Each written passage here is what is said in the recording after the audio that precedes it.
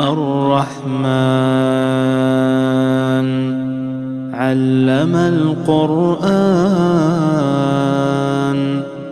خلق الإنسان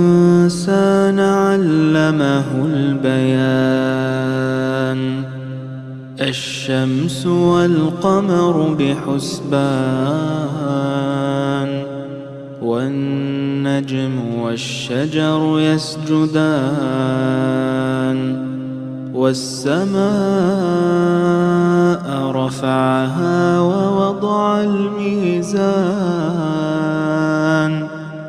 ألا تطغوا في الميزان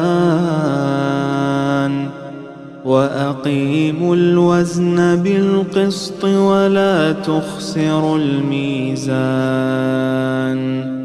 والأرض وضعها للأنام